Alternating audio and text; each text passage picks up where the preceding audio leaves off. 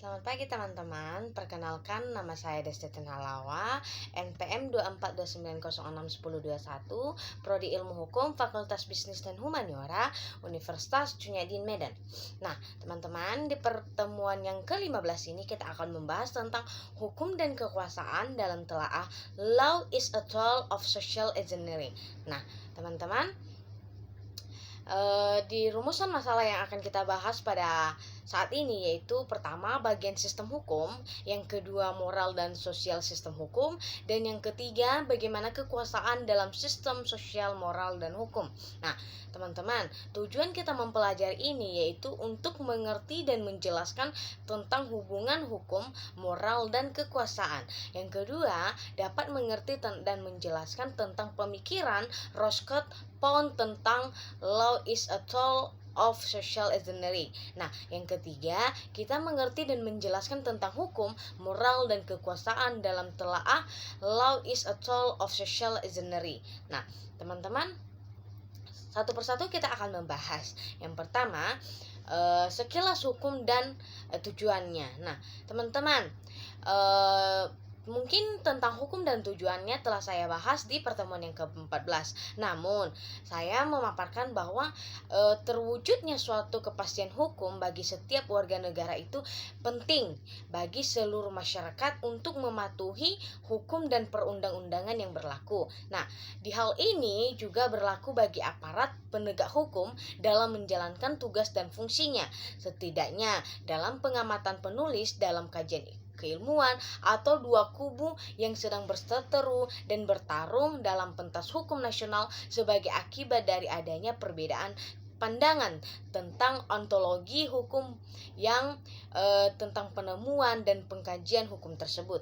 Nah, teman-teman, kita lanjut pada hukum, moral, dan kekuasaan dalam telaah law is a tool of social engineering. Nah, teman-teman, berbicara tentang penegakan hukum, penulis selalu teringat sebuah adagium yang berbunyi fiat jus is apparet mundus, yang berarti meskipun dunia akan runtuh, hukum harus ditegakkan. Nah, teman-teman, adagium ini memberikan gambaran bahwa selain hukum harus ditegakkan, juga memberikan kepastian hukum tersebut, kemanfaatannya, dan keadilan bagi pencari keadilan. Nah, kepastian dan kemanfaatan dalam keadilan hukum ini tidak hanya diberikan untuk perlindungan bagi pencari keadilan, namun akan dapat menciptakan ketertiban dalam masyarakat. Nah, keadilan ini merupakan bagian yang tidak terpisahkan dari hukum itu sendiri. Nah, teman-teman, hukum pada dasarnya berintikan keadilan. Gustav menyatakan bahwa keadilan merupakan salah satu nilai-nilai dasar dari hukum, yang dimana terkandung pun dalam Pancasila yang kedua maupun yang kelima. Nah, teman-teman, semua aparat penegak hukum berkewajiban mewujudkan cita-cita hukum secara utuh, yakni keadilan itu, yang dimana dapat dimanfaatkan untuk tujuan dan kepastian hukum yang tadi. Namun, amanah yang ideal itu belum sepenuhnya membumi, karena kenyataannya yang tak terbantahkan dapat dirasakan dan dilihat saat ini, di zaman ini dan era ini, yang dimana kondisi penegakan hukum di Indonesia sudah mencapai titik nadir. Nah, teman-teman, kita masuk pada law is a tool of social engineering. Nah, teman-teman, sarana ini mewujudkan tujuan yang disebut oleh seorang ahli yang bernama Pound, yang dimana ia mengatakan bahwa diselenggarakannya hukum ini dengan tujuan memaksimumkan penguasaan kebutuhan dan kepentingan atau interest, yang dimana Pound cenderung melihat kepentingan bukan etika ataupun moral sebagai unsur hakiki dalam peraturan hukum. Nah, dikatakan bahwa hakikat hukum ini diperlukan karena dalam kehidupan ini banyak yang terdapat kepentingan yang ingin dilindungi, sehingga hak merupakan kepentingan yang dilindungi oleh hukum. Nah, teman-teman, dampak negatif penggunaan hukum ini yaitu sarana perubahan masyarakat dalam negara yang otoriter terlihat sudah secara terang benderang ketika berkuasanya sebuah rejim yang puluhan tahun berkuasa di Indonesia. Nah, teman-teman, rejim tersebut mengatasi semua kekuatan yang ada dalam masyarakat dan birokrasi saat menentukan partai-partai politik yang tidak mandiri. Nah, teman-teman, keputusan di bidang legislatif yang lebih banyak yang dikatakan Pound, yaitu dijadikan hukum sebagai identik dengan kekuasaan, sehingga tidak dapat dibedakan secara tegas mana hukum, mana kekuasaan, mana Riksdag dan mana Magstad. Nah, teman-teman, mana negara hukum dan mana negara tirani yang dilegitimasi dengan hukum. Nah, teman-teman, hukum yang seharusnya diberi muatan-muatan nilai, kebenaran filosofi, moral, dan etika yang dideduksi dari asas-asas hukum dan kekuasaan. Namun, pada kenyataannya, diberi muatan kekuasaan itu hanya dipandang dengan kebenaran saja.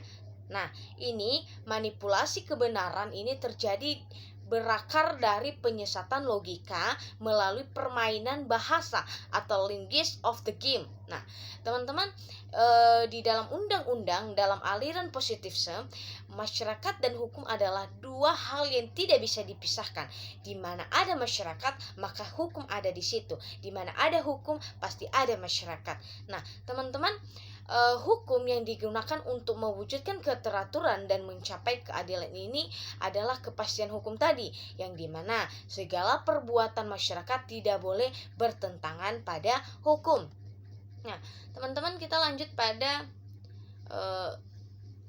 ungkapan yang mengandung arti bahwa law is a tool ini sangat berefek pada kaidah-kaidah hukum, yang dimana tidak ada gunanya jika ditegakkan oleh kekuasaan negara, yang dimana artinya hukum itu hanya dapat ditegakkan jika ada dengan kekuasaan, dibarengi dengan kekuasaan moral dan etika. Nah, pada sisi lain, ungkapan ini bermakna bahwa kekuasaan tanpa landasan hukum adalah kesewenang-wenangan atau sia-sia, yang berarti tidak akan berdaya dan tidak ada hasil dan gunanya bagi kepentingan masyarakat umum.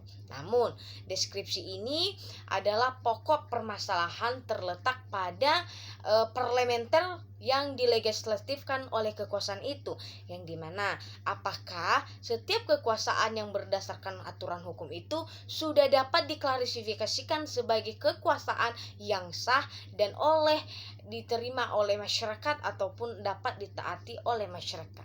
Nah, teman-teman, kesimpulan dari yang saya jelaskan hari ini yaitu: 1.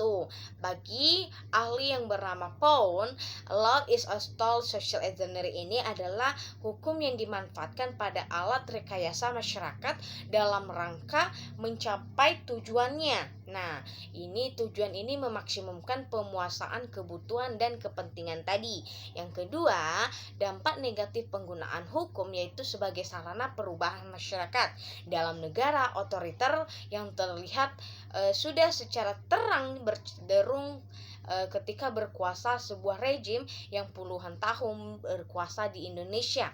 Nah, yang ketiga, ada di sisi hukum telah dijadikan identik dengan kekuasaan, yang dimana dibedakan lagi secara tegas mana hukum, mana kekuasaan, mana Riksdag ataupun mana stat, atau mana negara hukum dan mana negara tirani. Nah, teman-teman, manipulasi kebenaran yang terjadi di sini adalah berakar dari penyesatan logika tadi, yang melalui permainan bahasa, linguist of the game, dan hukum itu sama dengan undang-undang dalam aliran positivisme.